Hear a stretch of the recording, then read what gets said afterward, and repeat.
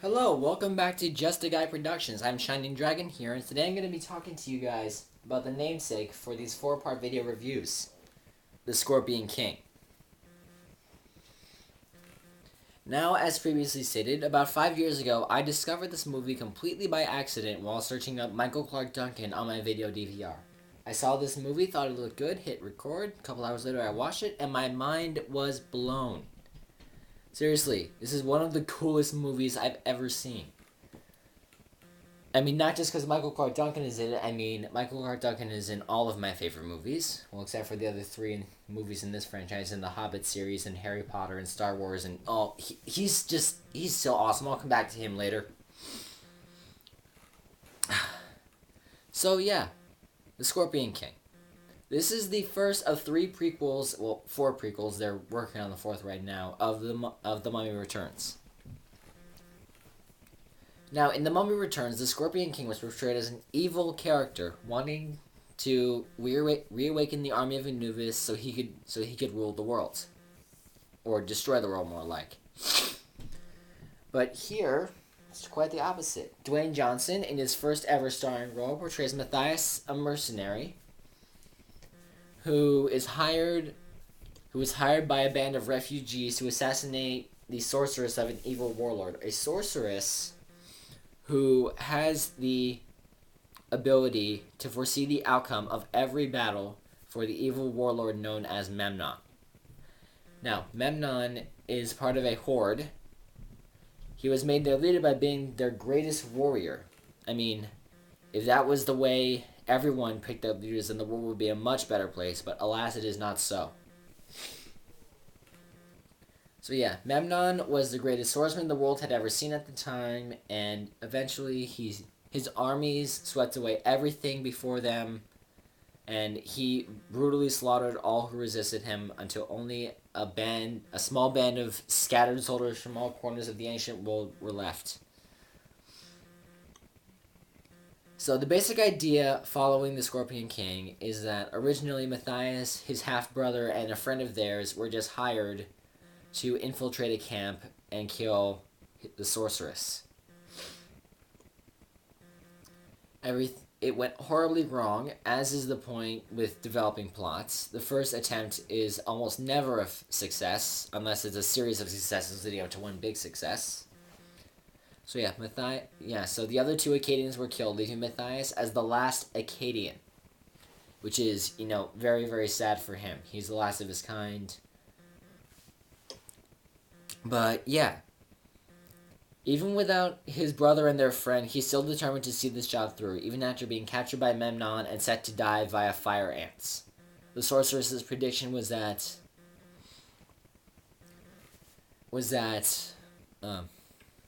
sorry about this, was that Memnon would not be the one to kill Matthias, nor any hand he commanded. Since Memnon hated Matthias with a burning passion, he was determined to ignore the sorcerer's visions, even though they had a habit of coming true, as visions so often do. But this first time he relents and sets him to be executed by having his face eaten by fire ants. He and this wayward horse thief, whose name I cannot pronounce and didn't look up correctly in the cast list, he and the wayward horse thief are set to be executed by some very lackadaisical guards. The horse thief pulls off a miraculous escape and knocks out both guards, but then has Matthias make him a deal that if he's set free, then he won't kill the horse thief. So the horse thief burns away the fire ants, and then, as per their deal, Matthias has to put up with him and take him along and share in the spoils of his adventures. Which in this case is just an assassination. Well, assassination attempts, more like. So after being rescued and being indebted to this horse thief, which is a new low for Matthias, they set off for Gomorrah, Memnon's capital city, I think, maybe? Well, one of his capitals, where his big castle is, at least. This is for Gomorrah, so Matthias can infiltrate the palace and kill the sorceress, trying yet again. So his payment of 20 blood rubies from from the Desert Nomad Warrior Army United Force thing is stolen by some street boys who in their craftiness they shuffle it around, toss it between them, and through trying to chase them, one of the boys acts as a very good guide, getting him into the palace unwitting without him noticing it, just so he can get back his rubies. So then Matthias keeps searching the palace to try and find the boy. He gets back his treasure, then realizes that the boy had done exactly what he'd asked him to and gotten him inside the palace. So yeah.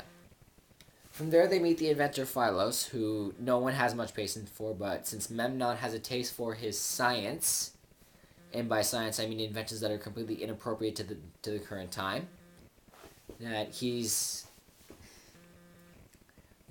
lasted long enough without having his head cut off by Memnon's brutal commander Thorak. So yeah. The scene with Phylos also contains my favorite one of my favorite lines in the entire movie. Phylos asks, "Hey, are you going to kill me?" And Matthias is like, "Maybe later." That line cracks me up. I love the dialogue in this movie. It may not be the most ancient, but it's definitely very funny. So yeah, after the meeting with Phylos, Matthias has to basically catapult his way. Actually, no. No, I'm skipping a whole sequence. He finds Memnon in the training courtyard and is about to kill him, but is torn between either killing Memnon or rescuing the boy that led him here. He does the heartful thing, which is put his lust for vengeance for the deaths of his brother and friend aside, saves the boy, avoids being pelted by arrows, and escapes into Lord Memnon's herald, where he fights off 2 more guards, goes back into Phylos' room, and is catapulted into the sorcerer's chamber. So there he meets the sorceress and is just breathtaken by her beauty, or the fact that she isn't really wearing much of anything. And then, instead of killing her like he was sent there to do, since he got his money back, he comes up with a plan in which he's going to hold her hostage, so Memnon will have to leave the safety of his palace to get her, thus making himself vulnerable for Matthias to attack. So yeah, Matthias, his sorcerer hostage, and the ever-faithful horse thief escape on the back of Matthias' awesome camel. Like, as much as the camel can be awesome, this is a really, really awesome camel. Just putting that out there. So yeah, they escape, they defeat Thorak and his guards. Matthias makes it back to the camp of warriors, now joined by Queen Isis' force, who Memnon's armies conquered in the east, thus uniting all the surviving warrior bands. Matthias has a run-in with my favorite character in the movie, Balthazar, played by Michael Clarke Duncan, one of my favorite actors of all time. They have an epic fist fight, which is possibly my favorite hand-to-hand fight scene in all of movie history. Yeah, it's my favorite hand-to-hand fight scene in all of movie history. For the most part, they're pretty evenly matched, with Matthias getting the upper hand for the first 45 seconds, and then Balthazar retaliating shortly afterwards, keeping him down until Matthias is able to gain the upper hand after they battle it out with some spears. Now Matthias' true loyalties are truly tested when Balthazar asks him, "Who is going to stop him, Akkadian? You? Will you stand alone before the fury of his armies?" And then Matthias answers yes. Not because he knows he'll be rich the reward out of it, because he knows it's just the right thing to do. So Matthias has put his mercenary past aside and has now become a full-fledged hero, fighting for the greater good of others rather than for his own monetary gain. Which is, admirable and awesome and stuff. So yeah. And the whole time the sorceress Cassandra is having these visions that if Matthias goes after Memnon, everyone's going to die. But Matthias' standard answer to this is that he makes his own destiny. That's a wonderful thing to live by. I make my own destiny. If everyone can make their own destiny, then actually it wouldn't be that great. There'd be no social order. But yeah, it's still a great model to live by. So yeah, Matthias is determined to make his own destiny, and And so, yeah, Matthias says to Cassandra, I make my own destiny. Then they start kissing, and then one thing leads to another. Even though Matthias has heard the rumors that in a man's bed, Cassandra would lose her powers to censor the actual legend. So then, Cassandra, having fallen in love with Matthias and worried for his safety, steals his camel and returns to Memnon just to prevent him from dying. But Matthias, having started to care deeply for Cassandra, goes after him with Balthazar and the Amazonas warriors. Not the Amazonas. Queen Isis's lady warriors. And Philos and the horse thief were supposed to set off an explosion in Memnon's palace with gunpowder, which had actually not been invented until the Chinese time, which is way after this. So yes, once again, inventions having no relevance or no place in the time period. So yeah. And then comes one of my favorite battles in all of movie history. Matthias duels Memnon, Balthazar and Queen Isis fight off, a lot of guards, and I mean a lot of guards. Matthias gains Balthazar's trust, in which he tosses him a sword to kill Memnon. He's just like in Cassandra's vision, he is shot through the back with an arrow that is presumably meant to kill him. But Matthias, being the great warrior that he is, pulls the arrow out of his back, loads it to his bow, which he recovers from the palace, fires at Memnon, who is unable to use his awesome arrow-catching skills, is shot through the heart, dies in a fiery explosion, and Matthias wins the day, thus taking control of Memnon's kingdom and becoming the Scorpion King. Now, the reason why he received the title of the Scorpion King is because on many, many occasions he was stung by a scorpion or laced or shot by an arrow with scorpion's venom, so the venom of the scorpion now courses through his bloodstream. That is thanks to a little heroism from Cassandra's magic.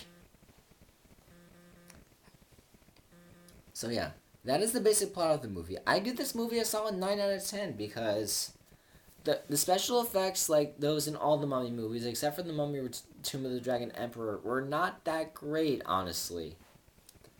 Like, that was a pretty... Like, when Memnon died, it was a pretty convincing death by explosion, but other than that, not really much of anything. Like, you can tell when something was being green screened or, over dramatized. I mean, yeah, the special effects, just no. They could have done a much better job, and boy, should they have. Alright, but special effects aside, let's move on to the cast. I loved the cast of this movie. Dwayne Johnson, awesome. Michael Clarke Duncan, awesome. This is my favorite role that he's in. Not because he does a lot of fighting, but because he is an amazing actor. He's the stereotypical tough guy, but no. Michael Clarke Duncan himself is a big softie, but he plays the stereotypical tough guy very well. He's physically very powerfully built. He looks like the role. He does an amazing job of acting it out. His hatred for Matthias at the start of the movie feels believable. And plus his battle loss is what gave me my favorite line in the movie, who dies first. I don't know why. It's such a simple line, but when he says it, it's just so awesome and dramatic. It's awesome. So yeah, open tribute to Michael Clarke Duncan right there. Thank you very much, Michael Clarke Duncan, despite the fact that you're dead, but still, thank you for making this one of my favorite movies of all time. So yeah, wonderfully cast. My only real issue with the cast was the Sorceress Cassandra. Yeah, she's kind of cute, but honestly, her acting not the best. I mean, it sounds not really that dramatic, just dreary, a bit forced dramatic, and she doesn't sound very emotional at all. Like, honestly, I didn't like the choice of using Kelly Hu for this role. Like, she's not the best actress, but yeah, still, the rest of the cast, awesome. Now, let's talk about Dwayne Johnson. Dwayne Johnson is a good actor. He's a good fighter. He's a good person. My only real complaint is that he never dies in any of his movies. Like, in this movie, he was supposed to die, but he didn't. In Fast and Furious 6, they could have killed him off, but they didn't. In Fast 5, they could have killed him off, but they didn't. In Race to Witch Mountain, they probably could not have killed him off, but they still didn't. Like, seriously, he survives everything. I really want to see a movie where he actually dies. Like, some of the most dramatic death scenes were some of the best death scenes ever. I mean, yes, Dwayne Johnson's death is going to be hard to watch, but still, it's worth doing eventually. So yeah, shout out to you, Dwayne Johnson. You're a good actor. I don't dislike you. It's just you don't die in your movies. It's.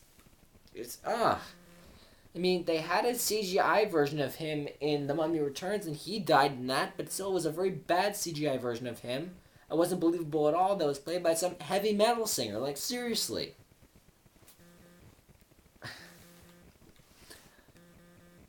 So, yeah. Scorpion King 1. 8 out of 10. Not the best acting on Kelly Hu's part. Not the best special effects, although the explosion death of Memnon was pretty great. I mean, there wasn't really a lot of effects to make special in this movie. I mean, some of the, oh yeah. What else did I not really like? Oh yeah, in this movie, I hated the sounds that the swords made when they clashed. And also, some of the fight scenes weren't that believable. Like, several times when someone got stabbed, it didn't look realistic at all. It looked obviously fake. Like, oh, and also, if you slow down one of the scenes where Cassandra punches one of the guards in her face, you can obviously see her not make contact at all. But then again, that is the point of slow-mo, which is to point out things like that. But still, the fight scenes could have used a bit of tweaking on my part. They could have used better sword clashing special effects. But in general, I love the plot of this movie. The mercenary turned hero, one of my favorite plots of all time. The acting was great. Michael Clarke Duncan, phenomenal. Dwayne Johnson, phenomenal. Kelly Hu, not so phenomenal. Whoever played Memnon, awesome. So yeah, this Scorpion King 1, solid 8 out of 10. Well done, Universal Studios. Goodbye.